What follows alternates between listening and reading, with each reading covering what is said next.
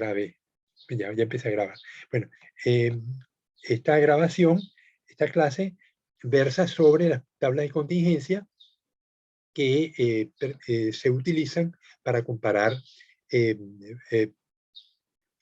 frecuencias, números enteros, pero frecuencias de organismos en tallas o en sexo o en condiciones determinadas por el investigador. Entonces vamos a iniciar con un ejercicio con perros. En una oportunidad leí que cuando los perros, tanto machos como hembras, van a hacer sus necesidades fisiológicas, no cuando van a orinar, cuando van a hacer sus necesidades fisiológicas sólidas, se orientan, orientan su cuerpo con respecto a las líneas magnéticas terrestres. Entonces, la manera como, dígame si ya va, ¿lo están viendo? A lo mejor lo estoy compartiendo, ya vamos a compartir. No, todavía no está compartiendo nada. Ya. Ok, ahora sí. Dígame, Pierina, dime si se ve. Sí, ahí sí. Ok, entonces verificar si los perros en el acto de hacer sus necesidades fisiológicas sólidas orientan su cuerpo con respecto a las líneas magnéticas terrestres. Entonces, la metodología. Primero, identificamos la orientación de la organización donde estamos trabajando con puntos de referencia. Al norte, hacia la, pongamos que estamos en Manta, hacia la playa o Montecristi al sur, al este hacia San Mateo o hacia Jaramillo, que está al oeste, ¿no? Entonces, usamos una brújula para registrar la posición de la cabeza del perro en el acto, agrupamos los datos según la hipótesis y la H0, los perros no se orientan con respecto a las líneas magnéticas terrestres a hacer sus necesidades, y H1, los perros se orientan con respecto a las líneas magnéticas terrestres cuando están haciendo sus necesidades sólidas, ¿no? Entonces, aquí tenemos la observación norte-sur, este-oeste. Entonces, encontramos que 35 perros estaban orientados norte-sur y este-oeste 15. Entonces, la pregunta ¿es esta diferencia suficiente como para justificar que los perritos están orientándose cuando hacen sus necesidades? ¿Cuál sería el valor esperado? Tenemos 35 más 15, serían 50, ¿verdad? Entonces, esta es la suma. Y el valor esperado sería, pues, 25 y 25. O sea que la mitad se orienta norte-sur, la otra mitad este-oeste. Entonces, vamos a aplicar la prueba de G cuadrado. El G cuadrado es la suma de cada una de las casillas donde se tiene el valor observado y el valor esperado. Entonces, G cuadrado es la suma de valor observado menos valor esperado al cuadrado dividido entre valor esperado. Como tenemos dos casillas nada más, norte, sur, este, oeste, entonces será 35 menos 25 elevado al cuadrado dividido entre 25 más 15 menos 25 elevado al cuadrado dividido entre 25. Y esto me da un I cuadrado de 8. Los grados de libertad son número de filas menos 1 por número de columnas menos 1. O sea, sería, tengo dos filas y dos columnas. Entonces, 2 menos 1, 1, 2 menos 1, o sea, 1 por 1, 1, tengo un grado de libertad. Y en la tabla de G cuadrado, con un grado de libertad y 0,05% de error, me daría 3,84. Entonces, mi G cuadrado de 8 es mayor que el G cuadrado de 3,084 y concluyo que rechazo, conclusión, rechazo H0 por lo que los perros parecen orientarse en dirección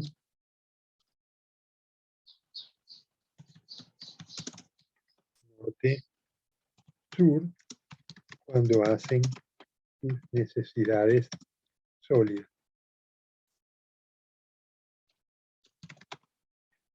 Ok.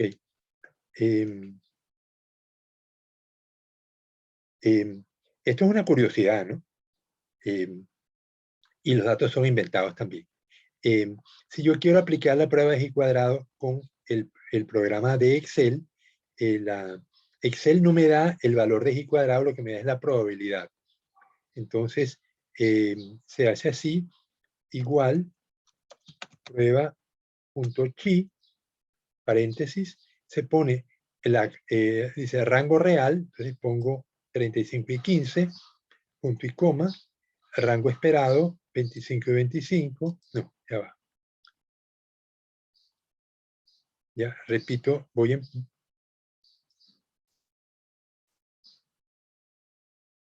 repito, rango esperado 3515, punto y coma, rango esperado 2525 y cierro. Y le doy y me da este valor que tengo aquí, 0,004. Sí, el valor de P es mucho menor que 0,05, por lo cual concluyo que la hipótesis nula se rechaza. ¿Esto tiene algún problema? ¿O lo recuerdan haberlo practicado en clase con los profesores que mencioné?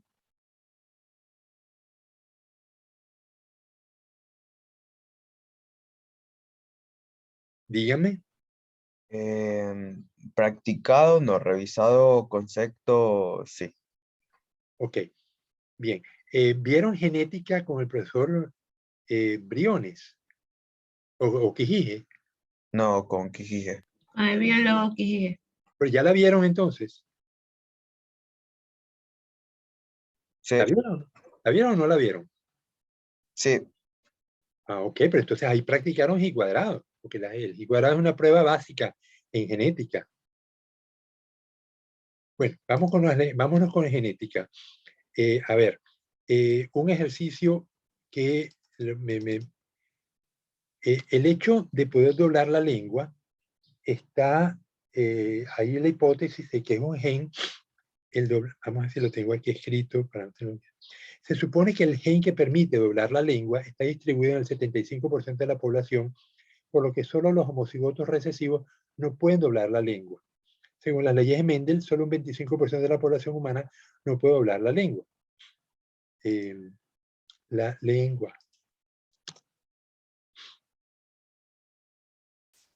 Ok, entonces verifiquemos esta hipótesis en la comunidad de nuestro curso.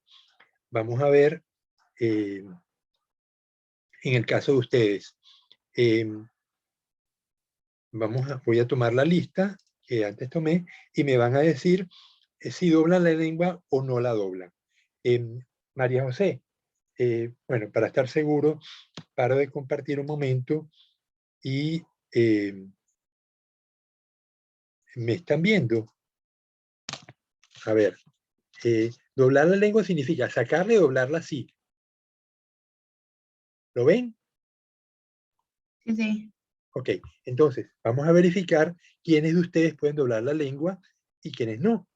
Y vemos si la hipótesis de 25% se cumple en nuestro salón de clase. Entonces, voy tomando la lista y dime, María José Alarcón, ¿puedes doblar Sí, la yo sí lengua? puedo. Sí, Sí, ok. Joan Alexander, España, Buen día, biólogo, sí. sí puedes. Ajá. Brenda, Buen día, biólogo, sí, también. ajá. Adriana Ibarra, Buen día, biólogo, sí. ajá. Fernando Macías,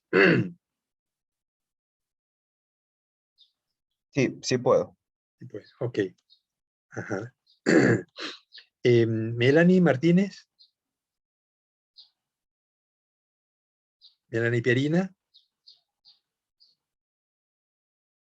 no me está contestando. Bueno, Sí, dígame. ¿puedes hablar la Es que lengua? no, el internet. Ajá, pero ¿puedes doblar la lengua? Sí. Ajá. Christopher, Sí, profe. ajá.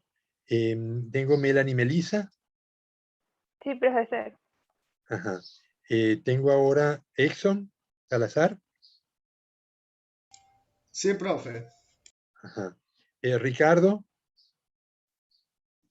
Buen día, biólogo, sí. ok. Nicole, Sí, sí puedo. ok. Kenny Steven no está. María Fernanda, Sí, estoy biólogo. Kenny, Ah, ¿y Steven. Sí puedo, biólogo. Y Kenny, María Fernanda puede. ¿Y Kenny puede? Sí, sí puedo también, biólogo. Ok. ¿Y Melanie Giomara? Sí, también puedo. Ok. Bueno, no me resultó el experimento porque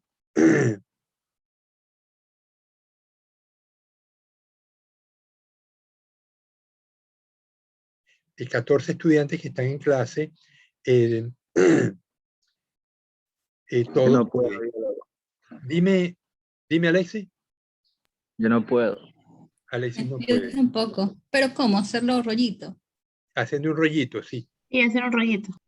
No, no, no. Tampoco puedo. Ok, pero entonces, Pilligua, pero me dijiste que sí podías y es no. Y la señorita que me dijo que tampoco podía, No me nombró biólogo, por eso le estoy diciendo que no podía. Denis, Denise, pero el apellido Denise, porque yo no te Pinela. veo. A mí Pinela, tampoco me nombró. Pinela. Porque no te tengo asistente y ahora sí. Ya. Entonces, Penis no puede. ¿Hay alguien más que no pueda?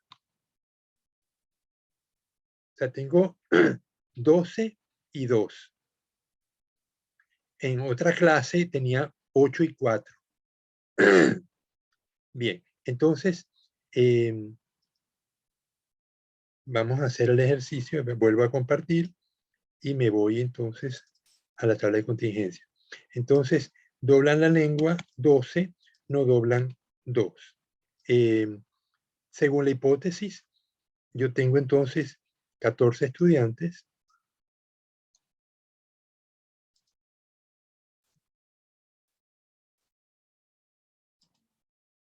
y la hipótesis dice que el 75% deberían doblar, o sea, igual, ya va,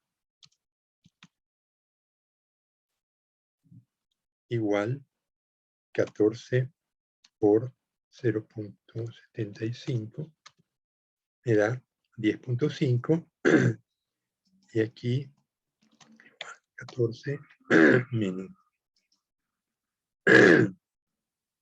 Ok, entonces vemos que según la hipótesis deberíamos tener 3,5, o sea, aproximadamente 4 estudiantes que no doblan y 11 estudiantes que sí doblan, y nos da que 12 doblan y 2 no doblan. Este gen es un gen recesivo, o sea que los que los que no doblan, sus padres necesariamente son homocigotos recesivos también. Porque si alguno de sus padres fuera, bueno, pudiera ser que el papá es homocigoto recesivo y la madre es heterocigoto. Porque entonces me daría la mitad de los hijos que no doblan y la otra mitad que sí doblan, ¿no? Pero esto lo pueden ustedes verificar en casa. Cuando vuelvan a casa hoy, los que doblan, bueno, pueden surgir que tengan hermanos. Es un ejercicio que pueden hacer cuando lleguen a su casa, ¿no? Y preguntarle a sus padres si doblan o no doblan la lengua, a sus hermanos. Si todos en la casa doblan, lo más probable es que los padres sean homocigotos dominantes. Y toda la generación que desciende de ellos son homocigotos dominantes. Pero si alguien no dobla, significa que hay un heterocigoto entre los padres para que se puedan producir hijos que no doblan, porque solamente los homocigotos recesivos son los que no pueden doblar la lengua.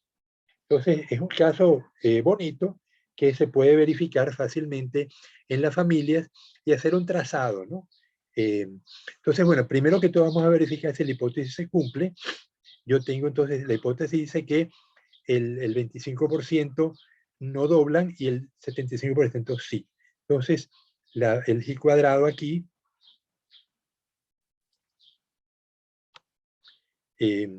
sería igual, paréntesis, valores observados, 12 menos valor esperado, 10.5, elevado al cuadrado y dividido entre 10.5 y le sumo el siguiente valor que es 2 menos 3.5 elevado al cuadrado dividido entre 3.5 y me da 0.86. 0,86 es menor que 384 porque los grados de libertad tengo 2 columnas y 2 filas, 1 menos 1, 1. Así que, conclusión, se rechaza la hipótesis nula. A ver, conclusión, en este caso se rechaza H0 de que es la lengua está en el sentido por ciento de la población. Entonces, porque realmente igual 2 entre 14 me daría el 14% de la población, no el 25%, sino el 14% estaría con el gen recesivo. Sin embargo, aquí estamos tratando con un número muy pequeño de casos. Si hiciéramos esto a nivel de todo el sexto semestre o a nivel de toda la facultad, tendríamos números mucho mayores y veríamos cómo si la hipótesis se cumple. En el caso anterior, con el otro grupo, es que el otro grupo es muy pequeño y creo que hicimos la prueba pero no funcionó bien. Aquí pues evidentemente no aceptamos la hipótesis nula porque tenemos una proporción mayor de estudiantes que pueden doblar la lengua. Ok. Pero entonces, esto les demuestra cómo podemos usar en genética las tablas de contingencia. Otro ejercicio de uso de tablas de contingencia lo podemos ver con la distribución normal. ¿Se acuerdan cuando verificamos la distribución? Cuando estamos viendo las comparaciones de dos poblaciones, que usábamos la prueba T-de-Student, pero primero verificábamos si los datos eran normales y si las varianzas eran homogéneas.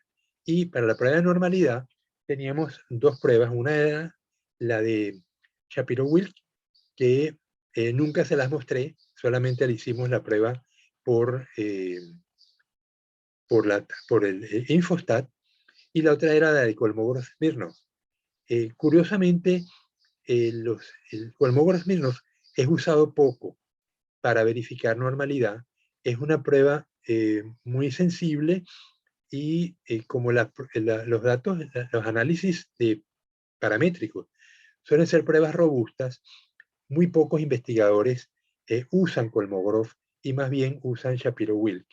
Shapiro-Wilk es más flexible.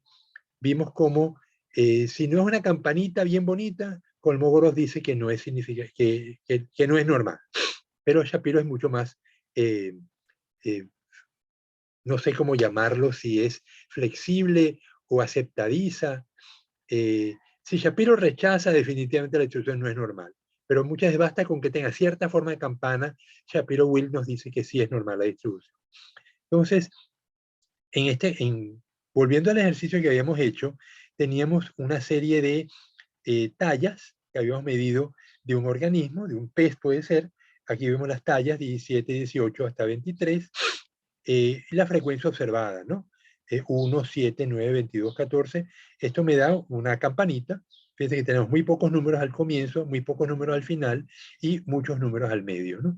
Entonces, el porcentaje observado lo tienen acá, 0,16, puedes dividir 1 entre 61 y luego aplicamos la fórmula de la distribución normal, que se basa en 3 mediciones: el promedio, la desviación estándar y la varianza. Entonces, aquí vemos que aplicamos la primera parte, que es 1 sobre la desviación estándar multiplicado por la raíz de 2pi, y esto es una constante, 0,3069, y luego la segunda parte, que es e elevado a la menos xi, que es la talla a la cual estamos considerando, menos mu, que es el promedio de tallas. Entonces, se resta la talla respectiva menos el promedio de tallas, se eleva al cuadrado y se divide entre 2 por la varianza.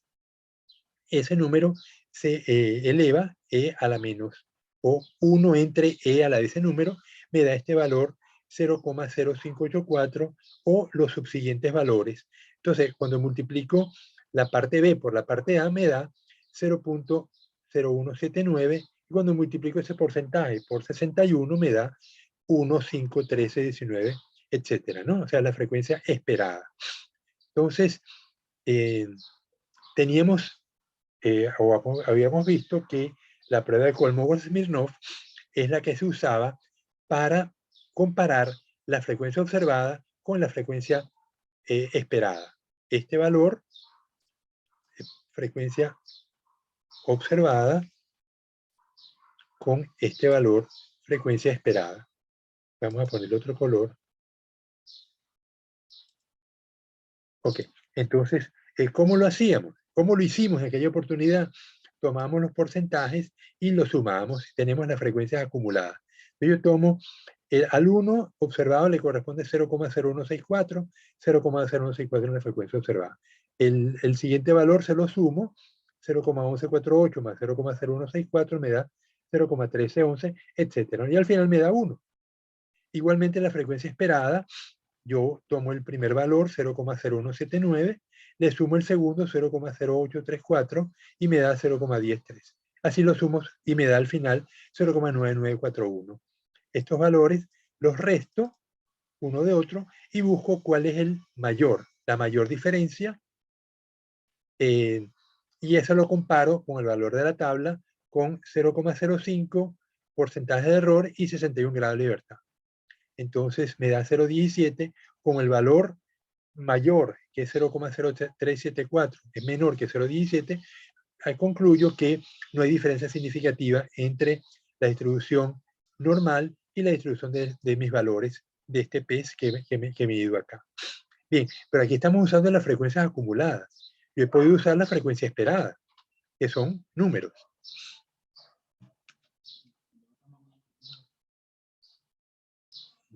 Pero lo pregunto. Ya va. ¿Tú ya te vas? No, espera. Entonces, tengo la... Entonces voy a usar una tabla de contingencia porque tengo los valores observados, los valores esperados, y me voy a mi... ok. Aquí tengo mi tabla de G cuadrado. Voy a ponerle los bordes para que se vea como una tabla de G cuadrado. Ok. Entonces tengo frecuencia observada, frecuencia esperada, el G cuadrado. Entonces voy 1 menos 1 al cuadrado entre 1 más 7 menos 5 elevado al cuadrado entre 5 más 9 menos 13 elevado al cuadrado entre 13, etc. Y eso me da 2,79. Vamos a quitarle decimales. Ok, 2,8. El G cuadrado de la tabla, ¿con cuántos grados de libertad? Tengo 2 columnas y 1, 2, 3, 4, 5, 6, 7 filas. 7 menos 1, 6. Entonces tengo 6 por 1, 6 grados de libertad. El G cuadrado de la tabla es 12,582. Entonces, como 2,80 es menor a 12,582, concluyo que se acepta la hipótesis nula de que los datos están distribuidos como una normal. Entonces, les he mostrado 3 casos donde las pruebas de contingencia, las tablas de contingencia se comparan mediante pruebas de G cuadrado y cómo se calcula el G cuadrado, cómo se va la tabla, etc. No usamos la tabla, pero ustedes saben cómo hacerlo, porque simplemente es entrar por 0,05 y los grados de libertad correspondientes, que ya les mostré cómo se calcula. Entonces, ¿hay alguna duda sobre el uso de G cuadrado?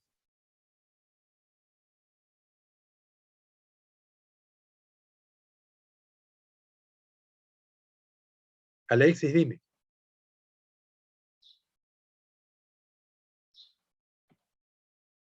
No, yo lo veo todo claro, Ok, pero ¿habías usado G cuadrado antes, Alexis? Sí, cuando estuve viendo genética, sí, sí, con el biólogo que dije, sí. Sí, Ok, ya.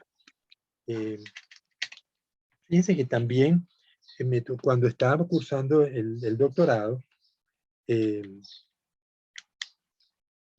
ya va un segundito que se me apagó el teléfono celular, voy a volver a cargar.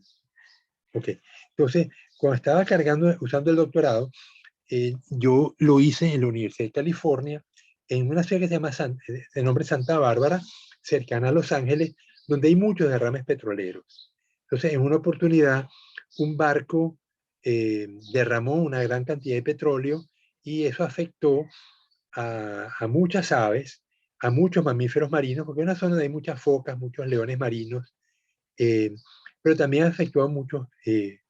Curiosamente, afectaba más que todo a los animales que estaban en la costa, pero los que estaban en el agua no estaban tan afectados.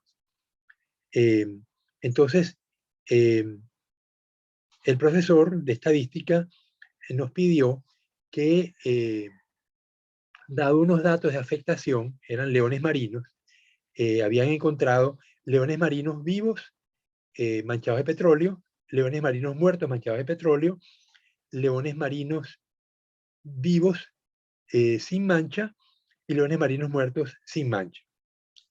Entonces, o sea, todas las opciones. Y nos pedían que verificáramos si la proporción, a ver si ustedes lo pueden dilucidar, impacta el petróleo sobre la mortalidad de los leones marinos.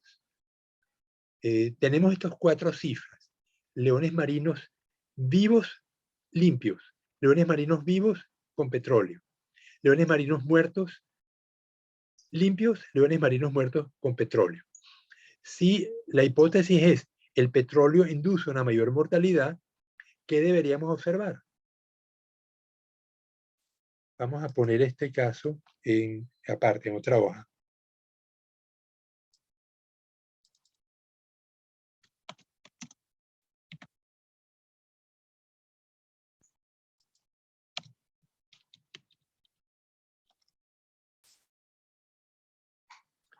Entonces tengo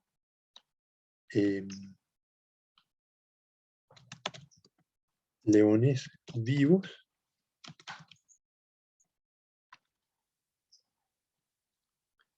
limpios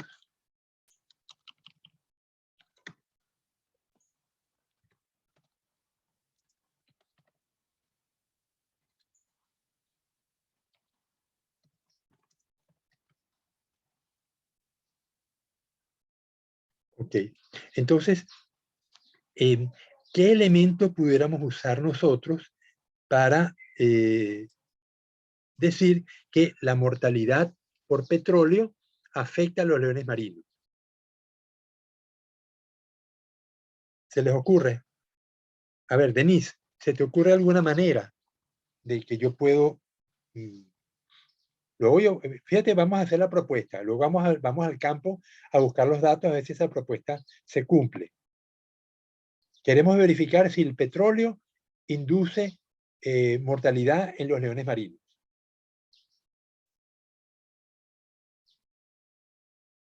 Vení, abre el micrófono. Ya biólogo, si el petróleo le afecta a los leones marinos. Ajá. Si la mortalidad por petróleo afecta, o sea, si el petróleo induce mortalidad en los leones marinos, ¿cómo deberían ser las mortalidades en este caso?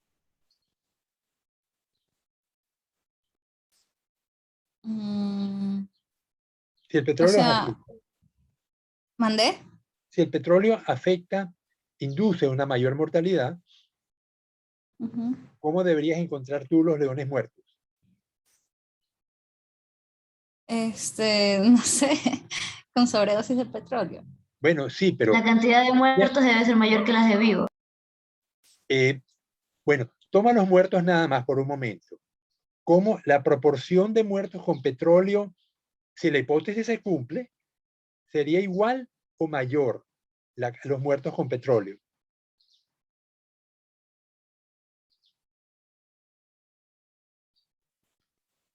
¿Serían mayor? Sería mayor, exactamente. Entonces, entonces, fíjate que el profesor nos dijo, les doy estos datos, prueben cuanta prueba estadística se les ocurra para verificar si el petróleo realmente indujo una mayor mortalidad en los leones marinos o no. ¿Qué pasa si la proporción de muertos limpios es parecida a la de muertos por petróleo?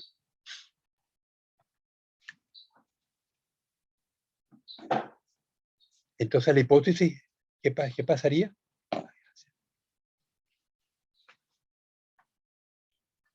Se rechaza. Aceptamos la hipótesis nula de que el petróleo no afecta a los leones marinos, ¿verdad?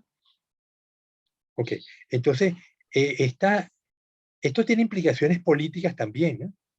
Y económicas, porque si logramos demostrar que los leones marinos se vieron afectados por el petróleo, eso significa que la empresa que causó el daño tiene que pagar el daño ambiental, tiene que pagar por el daño ambiental. Entonces, estamos hablando de mucha plata. En esta simple prueba que estamos, en este simple ejercicio que lo estamos haciendo, que parece un ejercicio muy inocente, pero puede tener consecuencias muy severas. Es posible que ustedes, cuando ya sean biólogos, que dentro de nada lo van a hacer, les toque trabajar en el Ministerio del Ambiente o en el Ministerio de Minas, y ahí las minas pues causan impacto, ¿no? Ya sea porque traen petróleo, porque traen hierro, porque traen bauxita, el aluminio, y causan impacto ambiental. Entonces muchas veces hay que verificar si realmente el impacto fue causado por la mina, o fue causado por la explotación minera, o fue causado por otra causa distinta, en la cual la empresa minera no tendría responsabilidad. Entonces, lo que quiero es que perciban que las tablas de contingencia se usan, y en este caso puede tener unas consecuencias importantes desde el punto de vista económico y político. Ya, yo voy a terminar la clase y ya. Okay. Bien, entonces pongamos que me dio que leones vivos había 35 y limpios, ¿no? Y muertos había 7, leones manchados con petróleo había 28 y manchados con petróleo había 13. Entonces, aparentemente, bueno, esto me da, estos son los valores observados.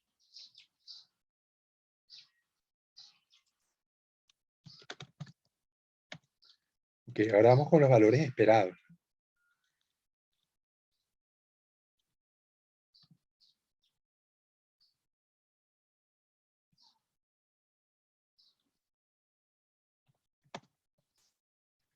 Esperar.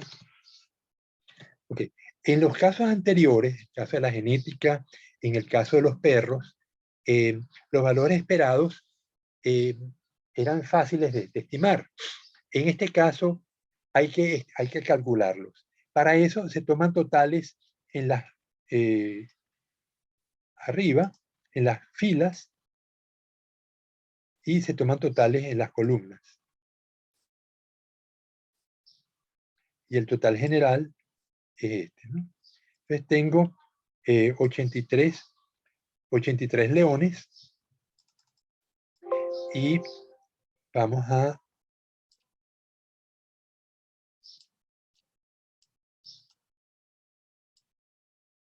les enseño cómo calcular. Estos son los valores observados. Las sumatorias están aquí a la derecha. Entonces, las proporciones esperadas se sacan en función de los totales periféricos. Por ejemplo, en la primera casilla que va aquí será igual el valor que está abajo, 63, multiplicado por el valor que está arriba, 42, dividido entre el total. El valor esperado es 32. Obtuve 35, tengo 32. El valor esperado de la siguiente casilla será igual 63 multiplicado por 41 y dividido entre 83. Y me da 31. El valor esperado de esta casilla será igual. A ver, dime, Alexis. Dímelo tú, Alexis.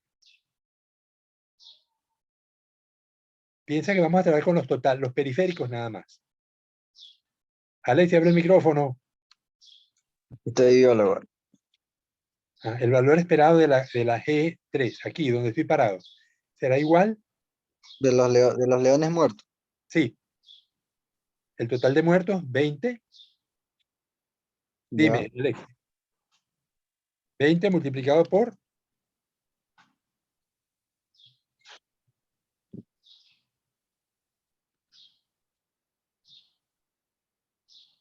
Alex, vamos Pero o sea, sería por 42, ¿verdad? Por por justicia 42. periférico.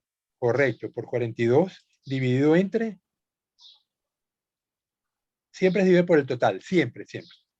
Por 83. Entonces me da 10. Y el último valor, termina Alexis, termina el ejercicio. Igual, Sería el número de los leones vivos, ¿no? no. Estamos en la última No. casilla. Ah, ya la última casilla. Pensaba que era acá al otro lado. Ya, entonces, Sería como quiera, sería al total 20 20 multiplicado por 41. 41 dividido entre Por 83. 83. Ok. Número Entonces, aquí tengo que yo debería tener el valor esperado serían 10 muertos, 10 y 10, ¿no? Entonces ahora vamos a... todavía me queda tiempo. Entonces, el i cuadrado será igual, paréntesis, 35 menos 32 elevado al cuadrado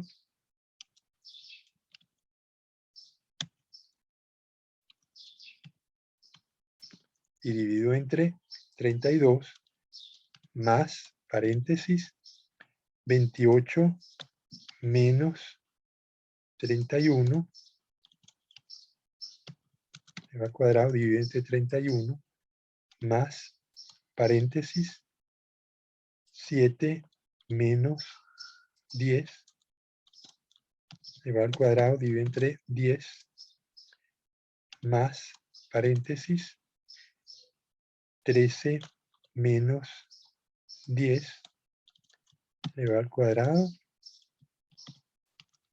dividido entre 10. Ok, me da 2,57 y el i cuadrado 0.05, un grado de libertad es, porque tengo dos columnas y dos filas, o sea, uno por uno, me da un grado de libertad, tengo 3.84. Entonces, como 2,57 es menor a 3,84, concluyo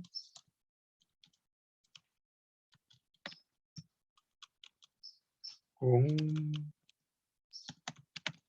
conclusión, acepto H0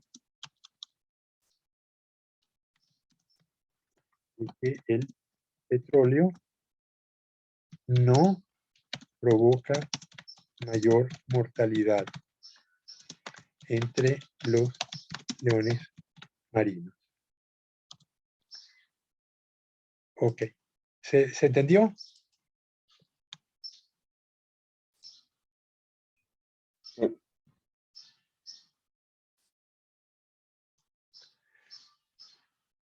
Entre los leones, ay, cometí error aquí.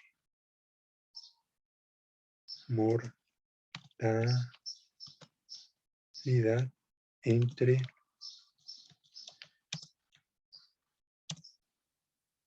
Bueno, entonces fíjense que había más muertos manchados con petróleo, pero sin embargo, ese valor no es suficientemente alto como para justificar la conclusión de que el petróleo mató a más individuos, ¿no?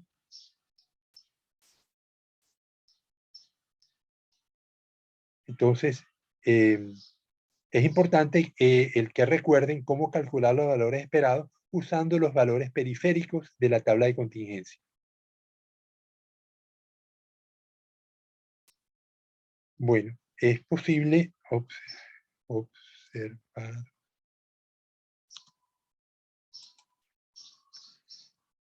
Bien, entonces, ¿hay alguna duda, alguna pregunta? Ya vamos a concluir la clase. Ya va, 9:52. Ah, no, me queda una hora, ¿no?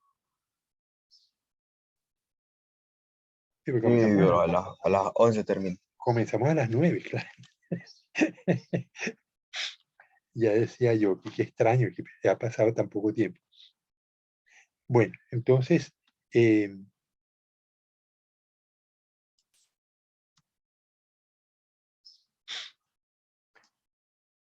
bien, casos como este entonces se les va a presentar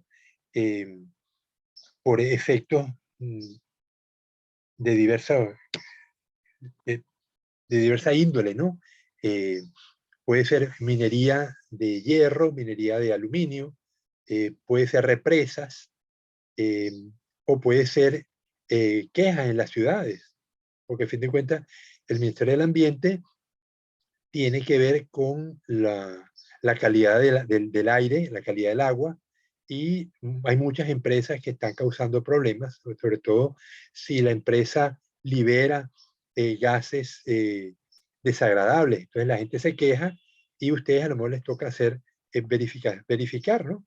Si realmente una empresa es culpable o no. Para eso pues toman mediciones de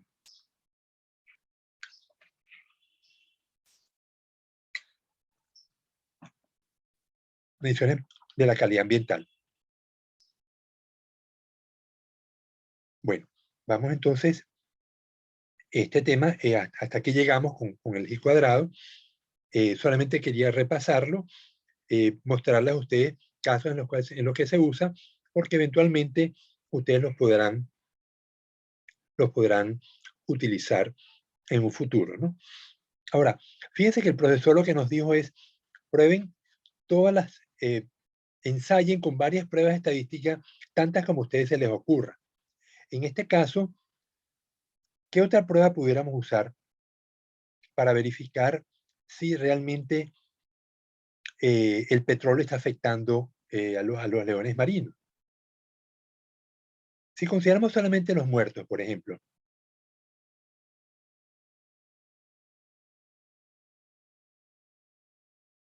yo tendría que el porcentaje de muertos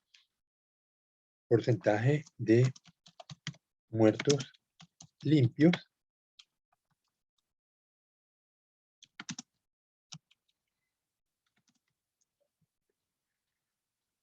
es igual a 7 entre 20, ¿cierto? Y el porcentaje de muertos con petróleo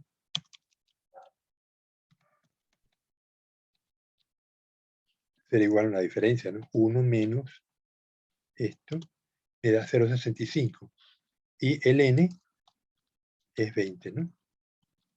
Entonces, hay unas tablas que se llaman intervalos de confianza para porcentajes.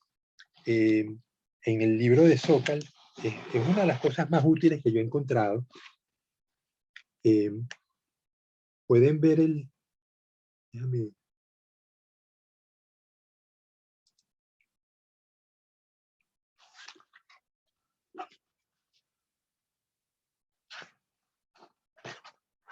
Bueno, aquí tengo, no sé si lo podrán ver, tablas estadísticas de Sokal y Rolf. ¿Lo pueden ver? Dime, Melanie. Sí, sí se ve. Sí se ve. Entonces, dentro de las tablas estadísticas, yo no sé si esto está en la biblioteca. Voy a verificar porque yo lo que hice fue, le saqué copia a una que tenía un librito, porque Sokal y Rolf, en mis tiempos de estudiante, ellos sacaron su primer libro en el año 69. Yo entré a la universidad en el año 68. Sus padres a lo mejor ni siquiera habían nacido cuando entré a la universidad. Entonces, Sokal sacó un libro aparte. Uno para el libro de estadística y otro para las tablas estadísticas, que es el que tengo en la mano. Pero luego, pocos años después, en el año 74, SAR sacó el libro que estamos usando en este curso, pero lo incluyó las tablas dentro del libro, lo cual es una enorme ventaja. Pero bueno, el hecho es que Sokal incorporó dentro de este libro un conjunto de tablas que se llama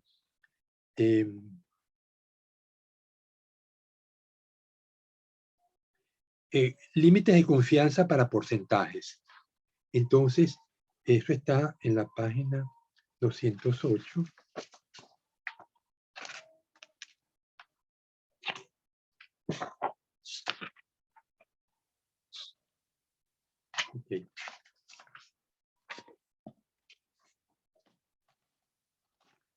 Entonces, ¿qué me dice el límite de confianza? Nosotros sabemos que, vuelvo a compartir el Excel. Ok, entonces sabemos que el intervalo de confianza es un valor con respecto a un promedio. Entonces, mi promedio en este caso es 0,35. Entonces, yo quiero saber con el 5% de error, cuál sería el intervalo de confianza de este 0,35 con un N de 20. Si yo tuviera un N de 200 o un N de 2000, obviamente el intervalo de confianza va a ser menor. Recuerden que el intervalo de confianza del 95% es igual al promedio más o menos el valor de T de student multiplicado por el error estándar. Y tengo que poner una...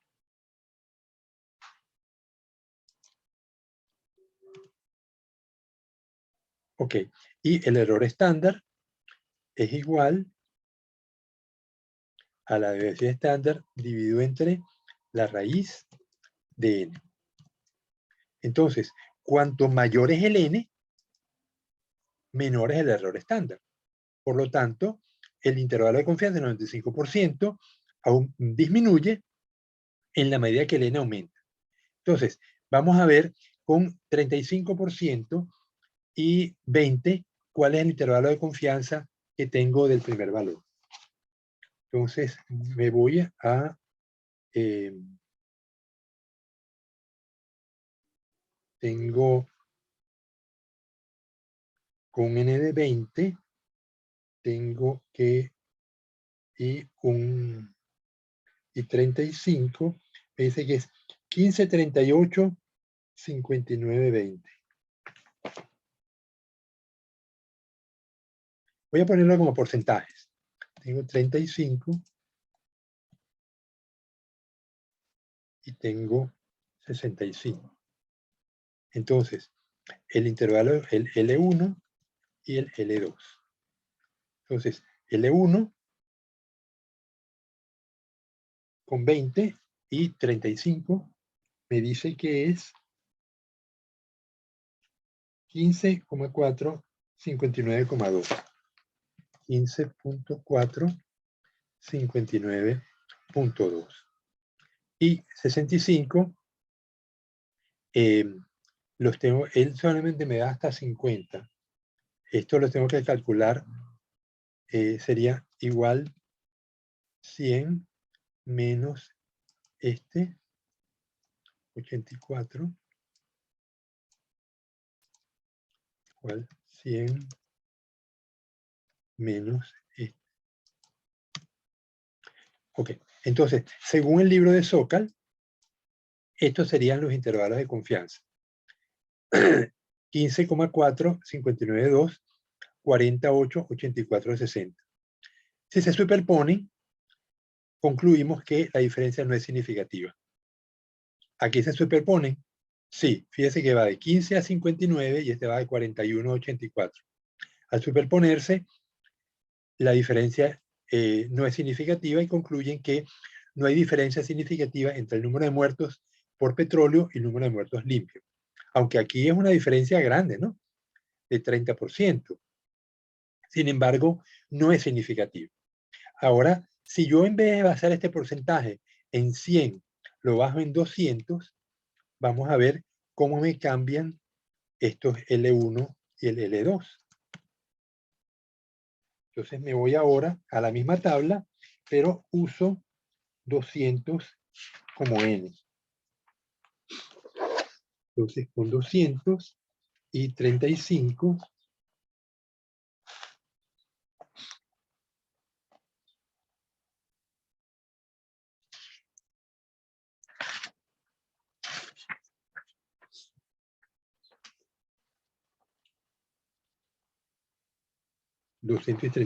me da 28,4, 42.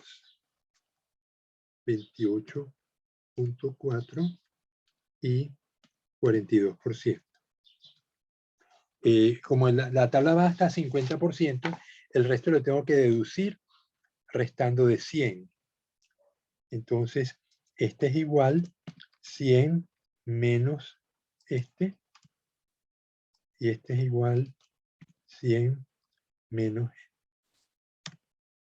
Ok, entonces ahora tengo que, si hubiera trabajado con 200 ejemplares, 200 leones, y tengo estos porcentajes, aquí tengo que el primer intervalo, 35%, va entre 28 y 42, y el segundo va entre 58 y 72. No se superpone.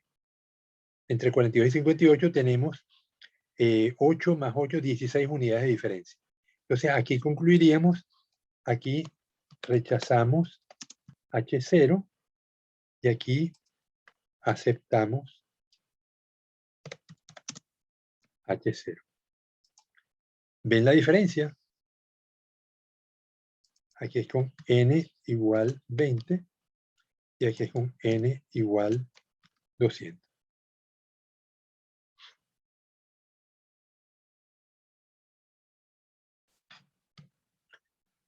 Ok, ¿se entendió la idea?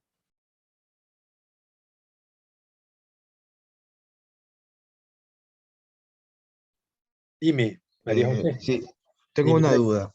Dime, Alexis. ¿Es Alexis o es Juan? Es que a veces no lo No, puedo. perdón. ¿Quién me Es está Fernando. hablando? ¿Ah? ¿Quién me está hablando? Fernando, Fernando. Fernando, sí, dime, sí. Fernando, dime. Cuando hablamos de sobre que los márgenes se sobreponen, es cuando están dentro de, por ejemplo, tenemos que 15.4 y 59.2, el único número que se sobrepone es el 40.8, ¿no? O sea, que Claro, está dentro de esos dos márgenes. claro. Yo puedo tener 10, 20, 30, 40, 50, 60, 70. Entonces, el primero va de 15 a 59. Entonces estaría más o menos por aquí. 15 a 59. Y el segundo estaría de 58 a 70. Entonces, evidentemente se me están superponiendo. Se superpone este intervalo, ¿no?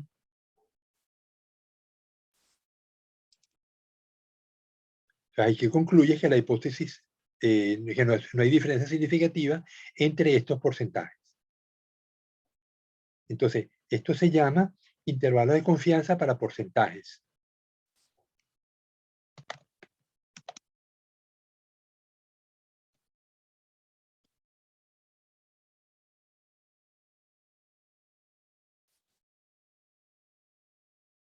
Y es una de las... ¿Esto en qué apartado de pruebas entraría? Esto está esto tiene que ver con la distribución binomial.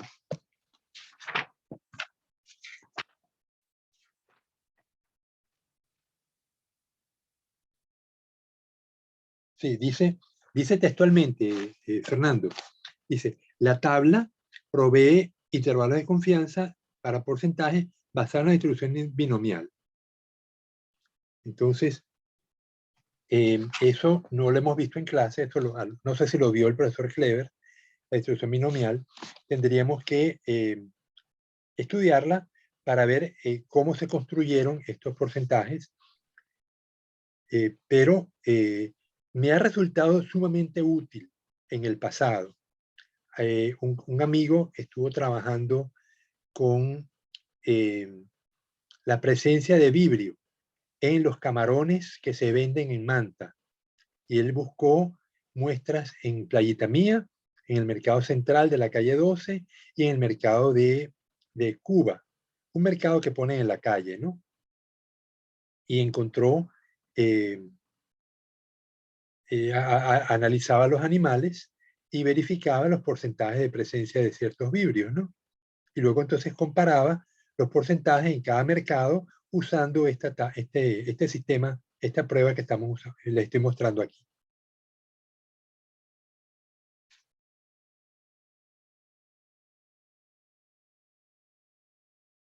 Pero si ya en la próxima clase vamos a estudiar distribución binomial. ¿Les parece? Sí, estaría bien. Ok. Pero les estoy mostrando las cosas que en el pasado pues yo he usado y que me han resultado sumamente útiles, y esta es una de las más útiles que he encontrado, ¿no? No es muy común, en la literatura no es muy común que la gente use esta prueba, curiosamente, pero realmente eh, es particularmente sencilla de utilizar, ¿no? De todas maneras, aquí estamos viendo entonces que hemos verificado un sistema, una prueba que es I cuadrado, y la otra prueba es la distribución binomial de los porcentajes, y cómo el intervalo de confianza pues se superpone o no se superpone, y dependiendo del número de valores que usemos para estimar esos porcentajes, pues tenemos un intervalo más grande o más pequeño. Bien. La verdad que estaba pensando si se nos ocurriría otra prueba para verificar lo de los leones, ¿no?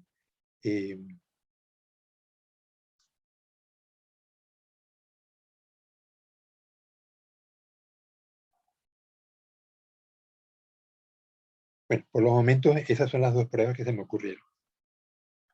Bien, entonces vamos a terminar con este. Ya va. Fernando, ¿tú ibas a decir algo más? Sí, que será porque para realizar esta prueba requeremos de un N bastante amplio, que en muchas ocasiones pues es difícil de conseguir, ¿no? Mira, Por- muchas veces estamos limitados a lo que hemos podido conseguir, ya sea porque teníamos dinero para hacer un muestreo hasta cierto punto, o la naturaleza de los datos era así y no tenemos más nada.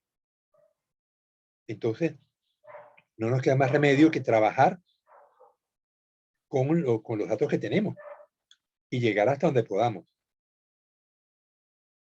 Claro, porque igual vemos que existe el cambio de aceptar una hipótesis o rechazarla, si aumentamos nuestro número de N, y tampoco es que se aumente, bueno, se aumenta considerablemente al analizar prácticamente 180 individuos más. Claro, pero ¿qué es lo que hacemos los biólogos en estos casos? Cuando teníamos solamente 20 animales, no había más. Y tú no te vas a poner aunque el hecho es, ocurrió un fenómeno, le reportaron al Ministerio del Ambiente donde ustedes estaban trabajando estas muertes, estas 20 muertes, y esos son los datos. Entonces, ustedes ven que el porcentaje de muertes por petróleo es relativamente alto, 65% contra 35%. El número es bajo como para que las pruebas estadísticas me den significativo, pero es alto como para mostrar una tendencia. Entonces, ¿qué es lo que hacemos? Dice, las pruebas estadísticas no permiten concluir definitivamente que el petróleo causó la mortandad, pero se observa la tendencia que así fue. Y así queda. Eso sí lo van a ver ustedes en la literatura, que muchos investigadores muestran tendencias. No lo pueden demostrar con ciencia, porque la prueba estadística no lo permite, pero sí se observa que el porcentaje de leones marinos muertos con petróleo era apreciablemente mayor. 65 contra 35 es una diferencia bastante grande. Lo que pasa es que la prueba pues no permite la limitación estadística, pues.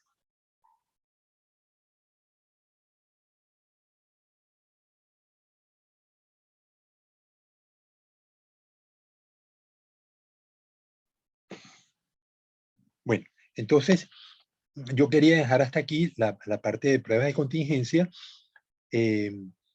No está en el sílabo y yo creo que deberíamos incorporarlo, porque me parece que es un tema útil. No sé qué piensan ustedes de esto. Por alguna causa, pues en los primeros cursos que esta materia se dictó, no contemplaban esta, o no se incorporó.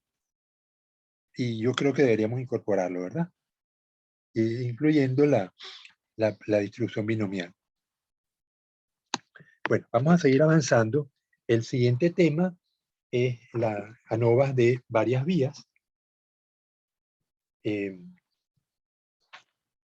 Vamos a...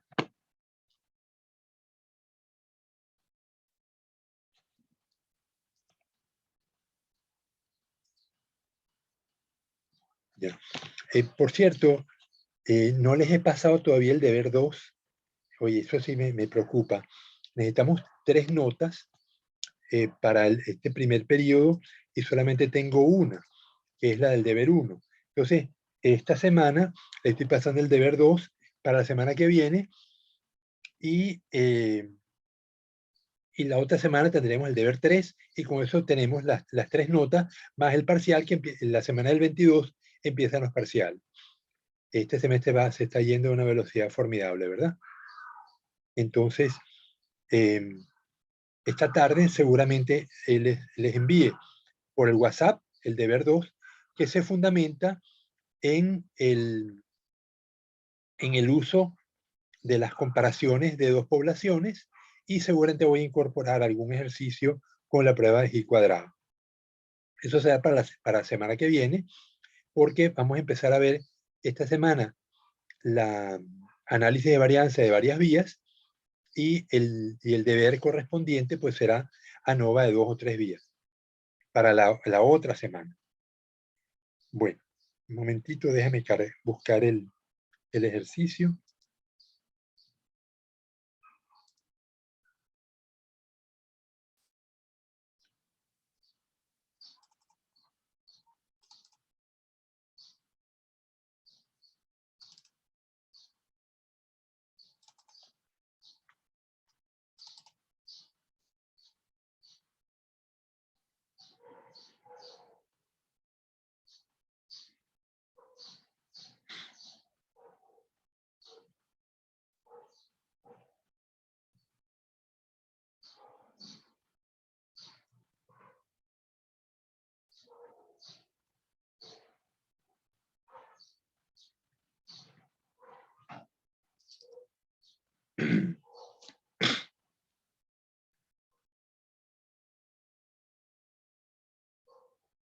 No, ya va. Tengo que...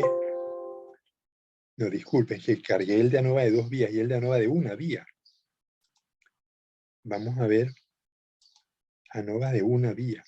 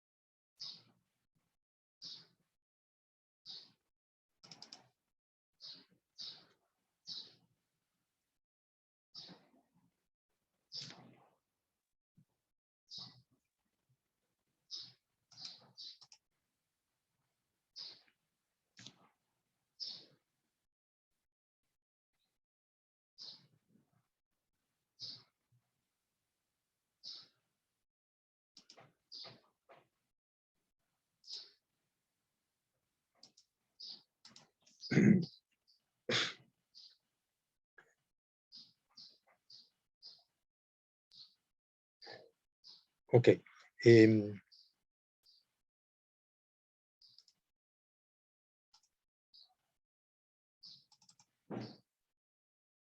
Ok. Dime, Nicole, si se ve. Sí se ve. Ok. Entonces, hasta ahora habíamos trabajado con 2 poblaciones. Ya, disculpen. Tengo que confesarles que estoy medio complicado de salud y estoy transmitiendo desde mi cama. Aunque no se note. El problema es que el pasar tantas horas sentado corrigiendo los exámenes y deberes me afectó severamente las piernas y no he logrado que el médico de las piernas, el cirujano cardiovascular, me vea. No he conseguido cita en el IES. Me ha visto varios médicos, pero hasta ahora no hay solución. Si yo me siento en una mesa, el pie derecho se me pone como un elefante. Se hincha muchísimo. Entonces, lo que estoy es estos últimos días, estoy dando clase sentado en la cama, con el pie levantado, y ahí no se hincha. Y puedo pasar todo el día aquí, pero claro, me duele la espalda, ¿no? Y algo más que la espalda también. Pero bueno, por lo menos puedo dar clase. Y ustedes ni siquiera habían notado que mi condición, pero bueno, se los confieso y espero pues que próximamente me vean los médicos y determinen cómo puedo yo restablecer el uso de las piernas, porque estoy muy difícil, ni siquiera me puedo agachar. Bien, entonces volvamos. Hasta ahora habíamos visto dos poblaciones. ¿Qué es lo que hacíamos? Aplicábamos pruebas de Student, verificamos normalidad, verificamos homogeneidad de varianza, y luego tomamos la diferencia de los promedios entre las dos poblaciones, la restamos y dividíamos entre un error estándar común. El error estándar era calculado como la suma de cuadrados de cada población. La suma de cuadrados se entiende como cada valor menos el promedio elevado al cuadrado. Eso me daba un estimado de la variabilidad en cada población. Yo dividía la suma de cuadrados de las dos poblaciones entre los grados de libertad de las dos poblaciones y me daba una suma, una varianza estimada. Y el error estándar es la varianza, la raíz de la varianza dividida entre n. Entonces, eso lo hacemos regularmente para las pruebas T. Ahora, vamos a hacer algo parecido, pero para las pruebas con más de dos poblaciones. Siempre vamos a partir de las sumas de cuadrados. Vamos a estimar la suma de cuadrados de general, la suma de cuadrados general de todo el grupo, y luego las sumas de cuadrados individuales de cada población. Obviamente son más de dos. Estas pruebas sirven para dos poblaciones también. De hecho, Sokal, en su libro del año 69, decía que sería demasiada ruptura con la tradición no explicar la prueba T de Student, pero ellos hacen todo con análisis de varianza. Entonces, que en general, la prueba, el valor T de Student al cuadrado es igual a F.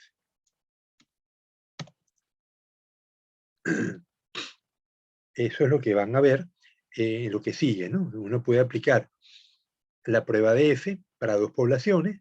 Esto mismo que vamos a explicar aquí, lo aplicamos para dos poblaciones, y el T no es más que la raíz cuadrada del F que estamos obteniendo. Entonces, bueno, vamos a empezar.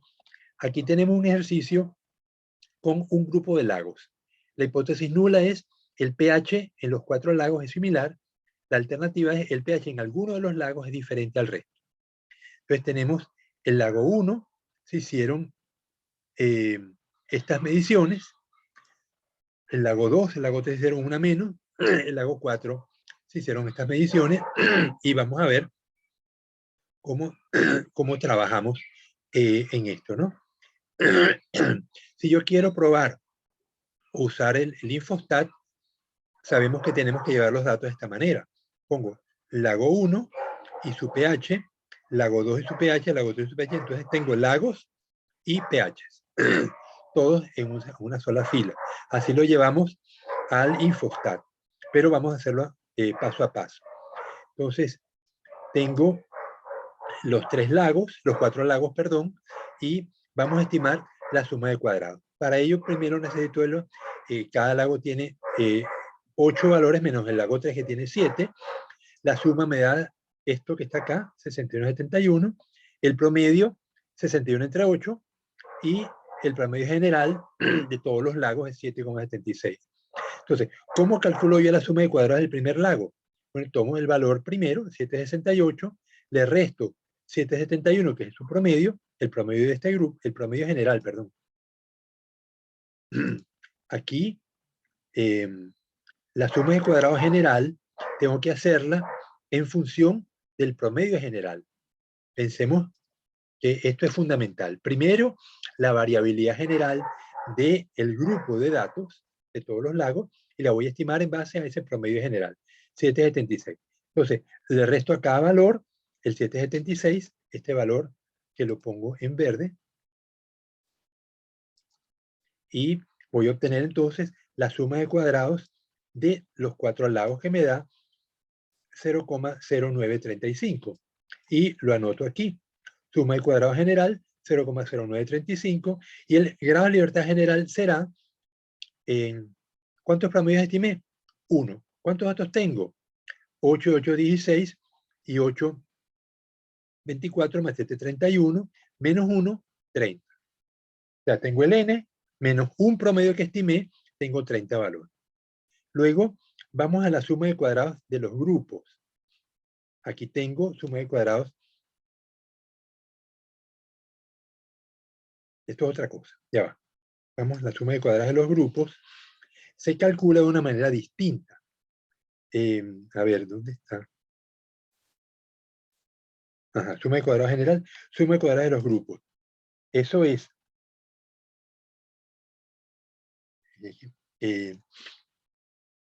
multiplico el C17, que es el número de puntos, 8, por la diferencia entre C19 y C20. O sea, el promedio de cada grupo menos el promedio general, lo resto, lo elevo al cuadrado y lo multiplico por el número de puntos. Lo mismo hago con el siguiente valor. Tengo 776 menos 776 me daría 0, multiplicado por 8, más 778 menos 776 al cuadrado por 7, más 780 menos 776 al cuadrado multiplicado por 8. Eso me da 0,0328016. Vamos a quitarle decimales a esto. Ok, ¿y cuántos grados de libertad tengo? ¿Cuántos grupos son? 4. Menos 1, 3 grados de libertad. Finalmente, grado de libertad del error. Suma de cuadrados del error. Para eso se calcula de la siguiente manera. Tomo cada valor, le resto el promedio de su grupo, el C19, al lago 2, le resto el D19, que es el promedio del lago 2, a los del lago 3 le resto el promedio del lago 3, y a los del lago 4 el promedio del lago 4. Y obtengo la suma de cuadrados, que es 0,0607. Ok, 0,607. ¿Cuántos promedios estimé? 4. 31 menos 4, 27. Entonces, ahora construyo la tabla de ANOVA. Aquí tengo fuente de variación, la suma de cuadrados, grado de libertad, cuadrado medio y F. Entonces, de los grupos, bueno, el general, ¿no? El general es 0,0935, este lo pongo aquí. De los grupos, 0,0328, el error 0,067. Si yo sumo igual esto más este, 935, verificamos que en efecto es el total. Los grados de libertad del total son 30, del error son 27 y de los grupos son 3. Cuadrado medio no es más que la suma de cuadrados entre grados de libertad. En este caso sería 0,328 entre 3, 0,0109, y del cuadrado medio del error, 0,0607 dividido entre 27, 0,0022. Finalmente la F es el cuadrado medio de los grupos dividido entre el cuadrado medio del error, 4,86. En la tabla yo tengo con 27 grados de libertad, que es el grado de libertad del error, y 0,05 me da que el valor crítico de la tabla es 365. Como 486 es mayor a 365, concluyo que las diferencias son significativas y que el pH de los lagos difiere significativamente.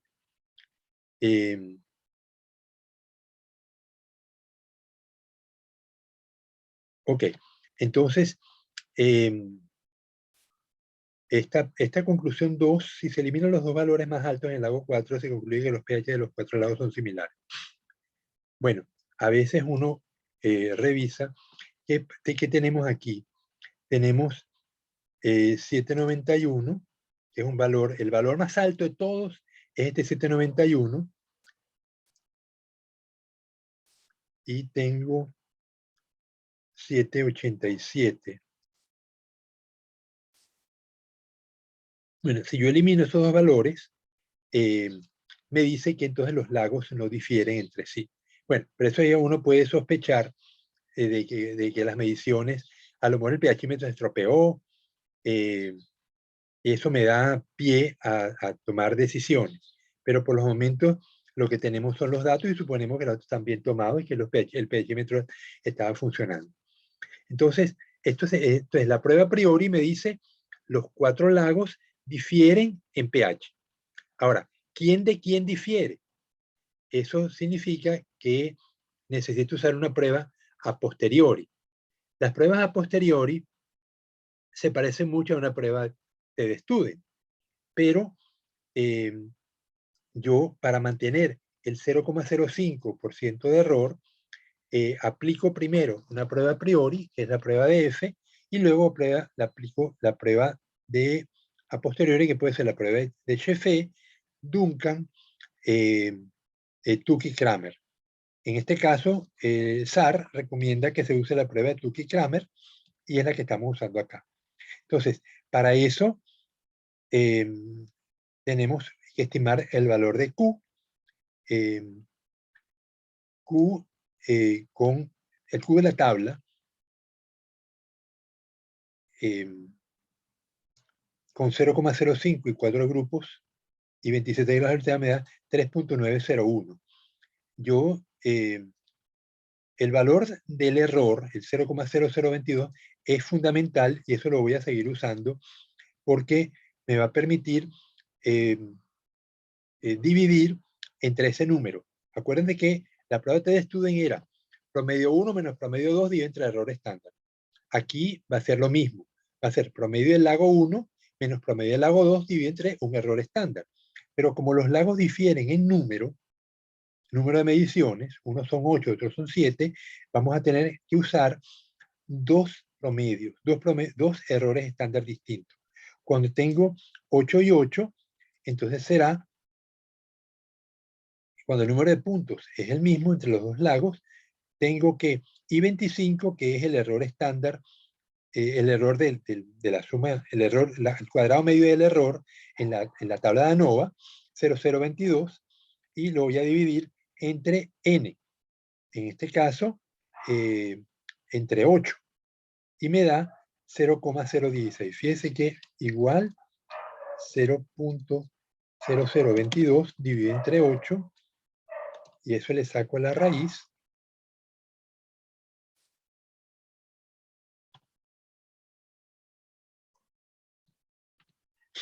me da 0,016, que es el número que tienen acá. Bien, y cuando tengo 8 y 7, entonces la cosa es distinta. Ahí tengo el cuadrado medio del error multiplicado por 1 entre 8 más 1 entre 7. Entonces,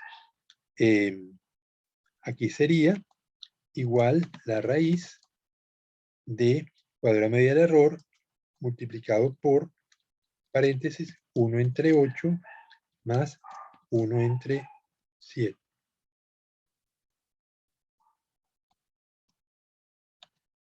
.0,024, que es el valor que tienen aquí a la izquierda, ¿no? Ok, ¿se entendió esto? Recuerden, la prueba de Q a posteriori es similar a una T-Student, donde vamos a comparar diferencia de promedios entre un error estándar. Y el error estándar está basado en el cuadrado medio del error de la tabla de ANOVA, el error general. Entonces, aquí tengo la diferencia, lago 1 menos lago 2. Tomo el promedio, 771 menos 776 me da 0,05, diferencia 0,05, el error estándar lo tomo de aquí arriba, y Q es igual a la diferencia de errores entre el error estándar, 2,83. Lo comparo con el Q crítico de la tabla, que es 3,91, y veo que 2,83 es menor a 3,9001, acepto H0. O sea, lago 1 y lago 2 no difieren en promedio significativamente. El lago 2 tiene un poquito más alto el pH, pero esa diferencia no es significativa por la variabilidad que hay en los grupos. El lago 3 tiene 7,78. Vamos a ver si se compara. El 1 con el 3 me da 0,07. El error estándar, como es 8 y 7, uso 0,024 y me da 2,87. Igual, esto es menor que 3,9, acepto H0. Finalmente, lago 1 y 4, 0,09, entre ambos tienen 8, 0,0167, 5,069, me dice que este valor es mayor que 3,9 y rechazo H0. Lago 2 con 3, 2 con 4 y 3 con 4 me da valores muy pequeños y lago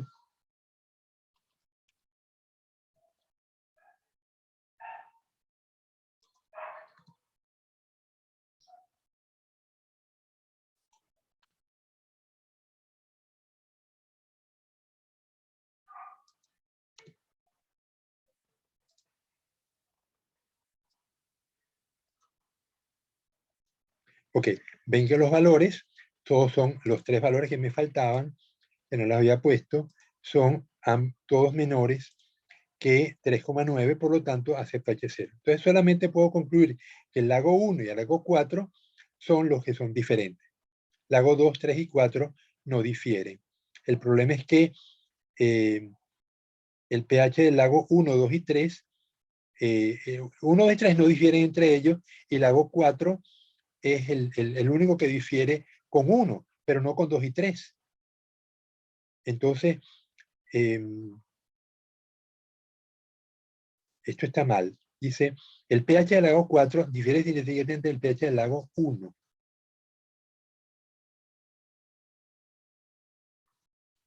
Los lagos 2, 3 y 4 no difieren entre sí. Entonces, lo único que podemos decir realmente es que el lago 1 y el lago 4 difieren. El lago 2, 3 y 4 no podemos decir nada porque se superponen. O sea, el problema es que el lago 1 y el lago 2 y 3 tampoco difieren.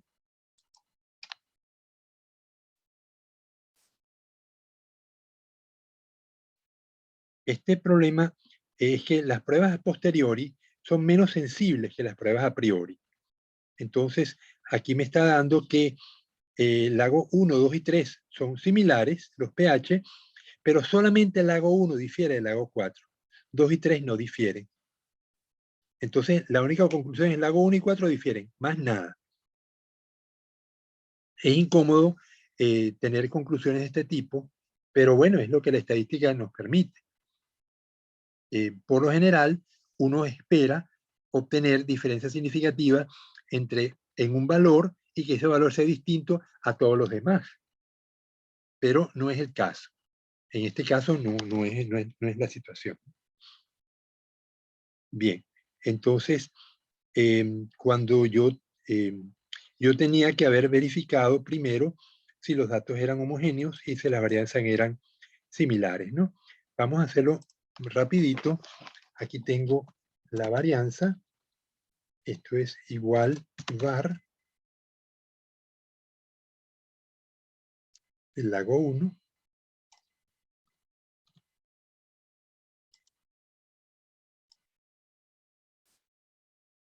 Ok, entonces tomo la prueba de Fmax. Sabemos que es igual a la varianza mayor. A ver, ¿cuál es la mayor? Es 0,0056 divide entre la varianza menor 0, esta tiene 2 ceros, esta tiene 3 ceros. Ok, 8.24 y tenemos que ir a la tabla de F y compararlo con ¿cuántos grados de libertad? Tengo 8 mediciones menos 1 la varianza, sí, con 7 y 7. Entonces, como tengo la tabla de F aquí en el libro de Zócal, vamos es más rápido que lo verifique yo mismo. F.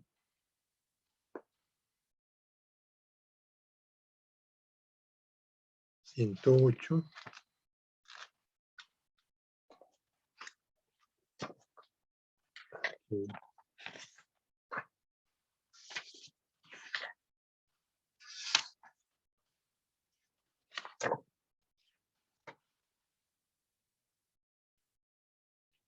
$168.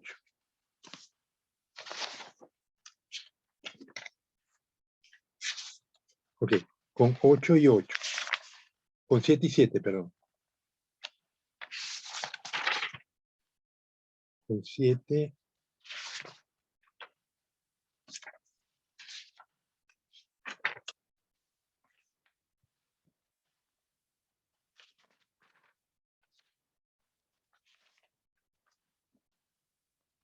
Con 7 y 7 me da 3.77.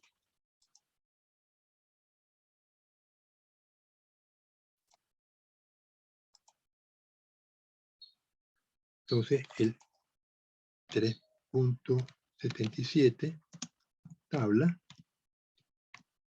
Entonces, como mi i cuadrado, perdón, i cuadrado, que estoy diciendo, mi valor de la tabla 7 y 7. ¿Sí? Me dice que las varianzas son heterogéneas. Entonces, no debería haber aplicado no debería haber aplicado la prueba, sino transformar los datos a ver si las varianzas se homogenizan. Entonces vamos a hacerlo. Digo igual. Como son datos fraccionados, aplico la prueba de la transformación del logaritmo en base 10. Logaritmo en base 10 de el primer lago. Y esto lo repito. Y eso lo llevo hasta lago 1, 2, 3, 4. Solo que aquí obviamente no existe. Y ahora calculo las varianzas igual var .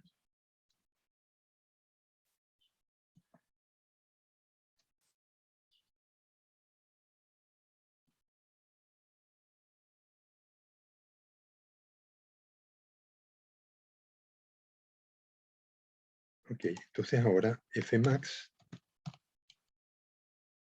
igual, este está por 10 a la menos 5, este es la mayor, este dividido entre la menor es 2 por 10 a la menos 6, 4 por 10 a la menos 3,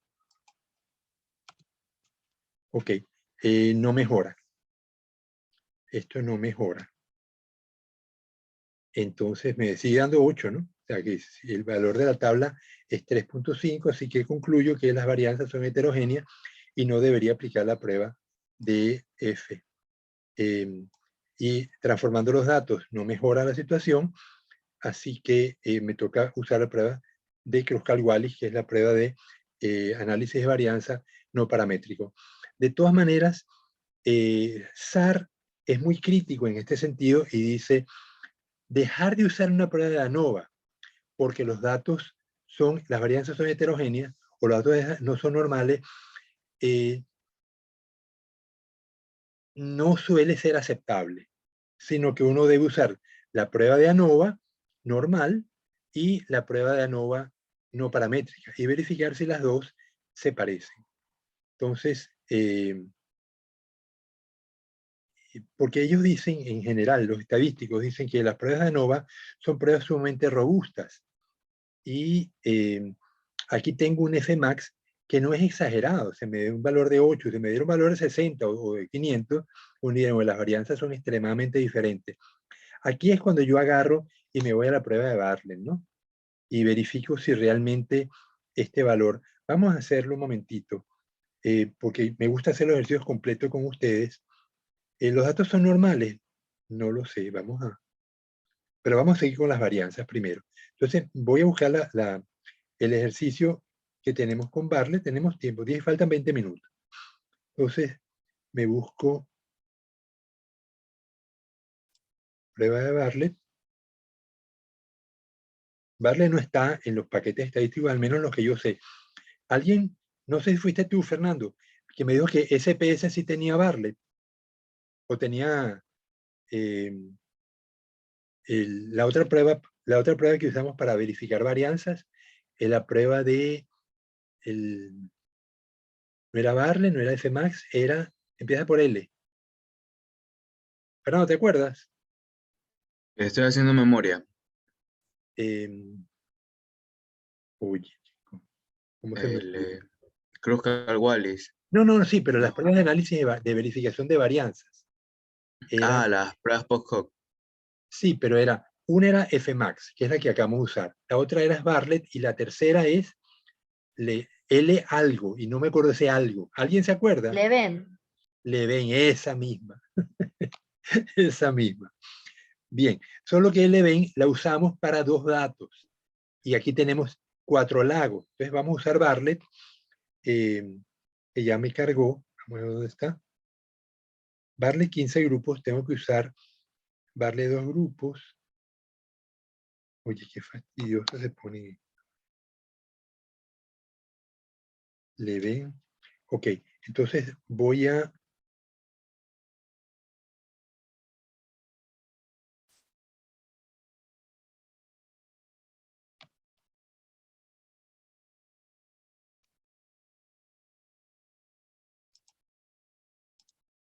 Me llevo el dato de los lagos y lo calzo en la prueba de varianza. Ya se los muestro, porque estoy solamente transfiriendo los datos.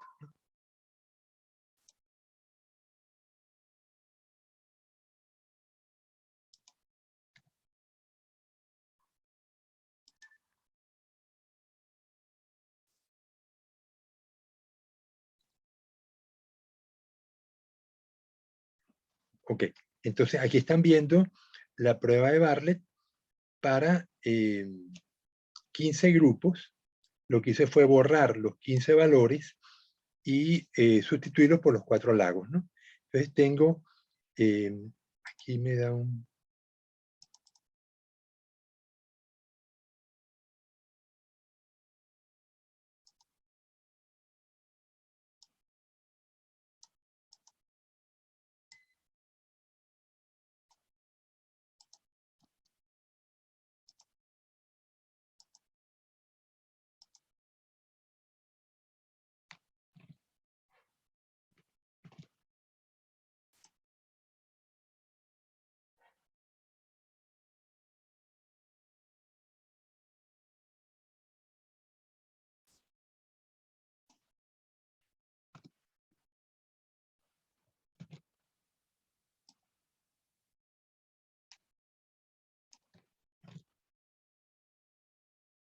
Ok, entonces me dice al final que el G cuadrado,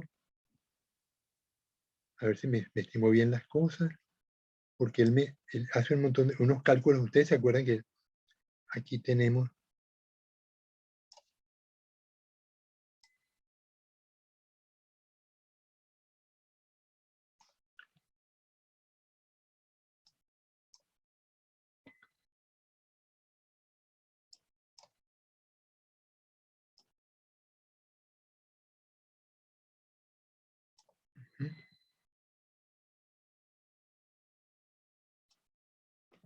porque al final me dice que el G cuadrado esperado es 8.83 y el de la tabla con 14 grados de libertad con 14.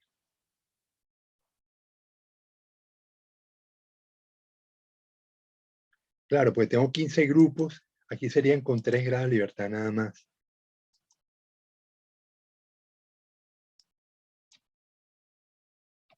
Vamos a ver, voy a la tabla de G cuadrado con 3 grados de libertad, a ver cómo me da.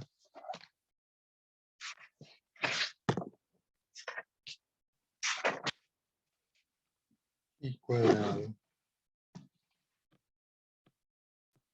163. Ok. Con 0,05 y 3 de la libertad me da 7.81.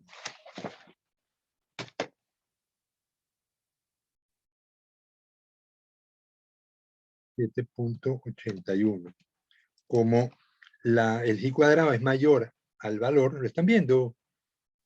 Dime, Cristian, ¿lo estás viendo? Christopher. De conclusión, se rechaza H0 y se concluye que los datos son heterogéneos. O sea, las varianzas definidas son heterogéneas, no nos salva. Entonces, vamos a aplicar la prueba de Kruskal-Wallis, que está aquí. Bueno, me salgo de Bartlett. Lo voy a guardar.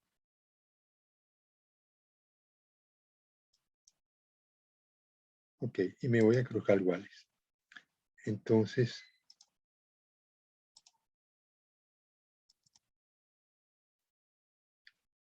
bien.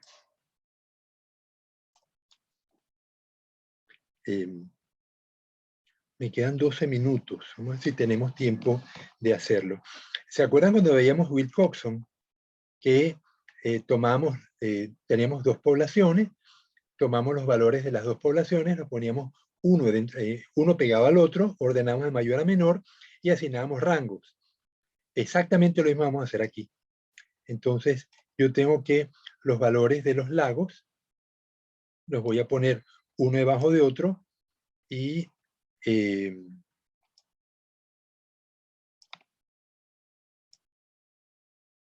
aquí lo ven, ¿no? Entonces tengo el pH, lo puse de mayor a menor. ¿Qué pasó acá?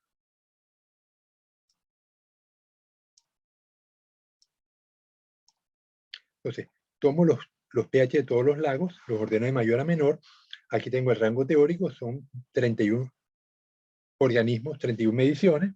Entonces, a la más pequeña, 768, no hay empate, le pongo 1, a la segunda le pongo 2, en la tercera y la cuarta tienen empate, entonces son 3,5. La quinta, sexta, séptima, octava, la quinta, sexta y séptima están empatados, le pongo 6. La séptima, la octava, 8. Luego tenemos 3 empates de nuevo. Luego tenemos otro de 4 empates. La 16 no está empatada. Y solamente la 23 y la 24 están empatadas. Les toca 23,5. Y el resto no están empatados. Entonces, tomo los rangos asignados y los sustituyo en los lagos correspondientes. Entonces, al 768 le tocó rango 1, 769, 2, 77, 35, así, ¿no? Entonces, a cada lago le corresponden sus rangos de acuerdo con lo que acabamos de asignarle. Y al final tengo entonces la suma de los rangos. Tengo el pH promedio, eso no lo voy a usar. Tengo el número de puntos, tengo la suma de los rangos al cuadrado dividido entre n, porque lo voy a usar en la fórmula. Entonces sumo los rangos, que me da 55, lo elevo al cuadrado y lo divido entre n. O sea que esto es igual 55 por 55 entre 8, me da 378.3. Ok, ese es el valor que están viendo acá. Igualmente hago con el lago 2, el lago 3 y el lago 4. Entonces, aplico una fórmula. Recuerden, las fórmulas de todas las pruebas no paramétricas son muy sencillas. En este caso es 12, el 12 es una constante, dividido entre n por n más 1, y eso multiplicado por la suma de los rangos al cuadrado, dividido entre nb, que es lo que tengo acá, menos 3 por n más 1. Entonces, aquí tengo que h es igual a 12 dividido entre 31 por 32 por la suma de los rangos elevados al cuadrado entre NI, que es 9000, menos 3 por 31 más 1, 3 por 32. Y eso me da 12.87. Ahora, ese valor lo tengo que corregir por los empates. Si no hubiera empates, pues no corrijo nada, simplemente reporto el H y me voy a la prueba, lo puedo comparar con una prueba de F, y el F lo calculo de la siguiente manera: n menos k por h corregido dividido entre número de grupos menos 1 por n menos 1 menos hc. Es una fórmula medio complicada, pero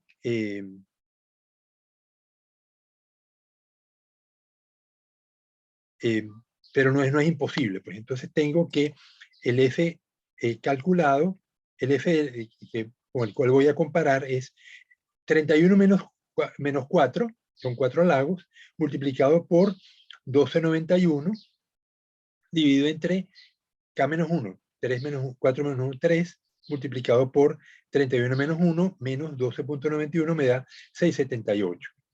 El F de la tabla con K menos 1 y N menos K, o sea, con 3 y 31 menos 4, 27.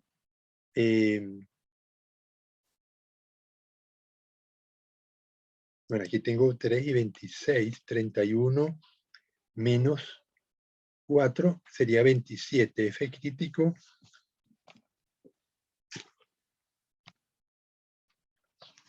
F168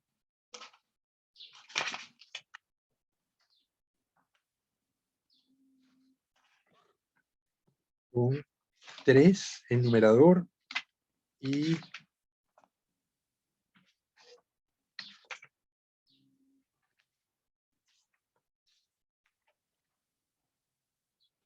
3 en numerador y 26 en el denominador.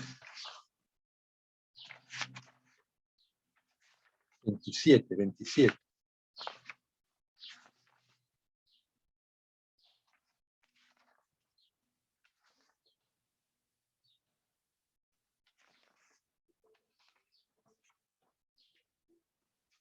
3 y 27 me da 3.35.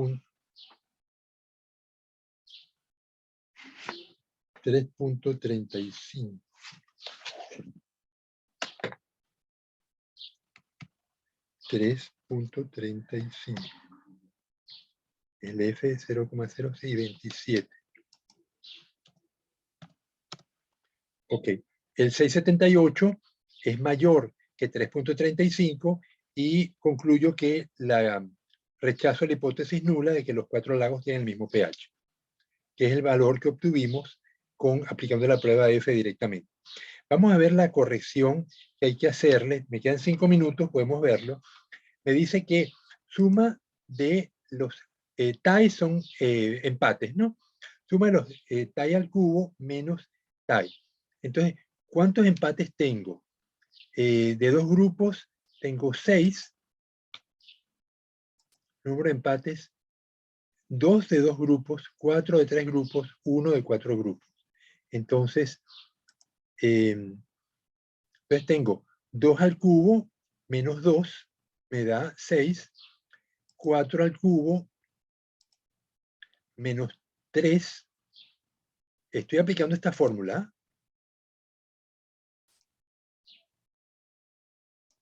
La fórmula TI cubo menos TI. Entonces tengo número de empates. 2 empates de 2 grupos. 4 empates de 3 grupos y un empate de 4 grupos.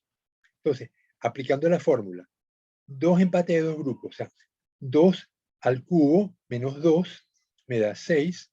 4 al cubo menos 3 me da, perdón,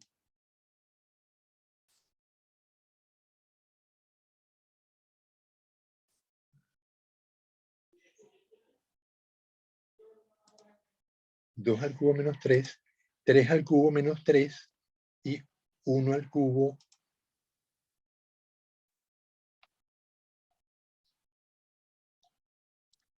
cuatro al cubo menos 4.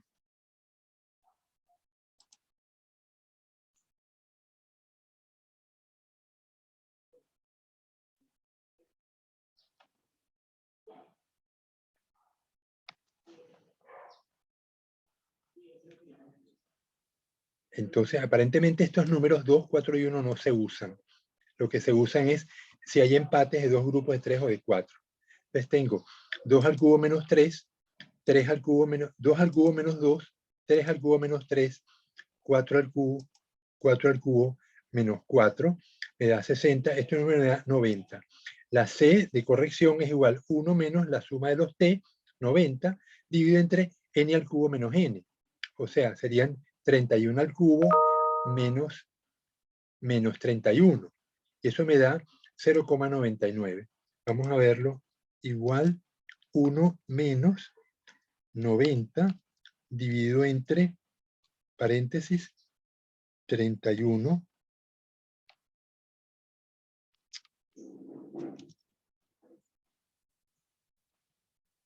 al cubo menos 31. Oye, ahí en la mesa tomamos pan, entonces, parece que cae. Ok, que estoy en clase todavía.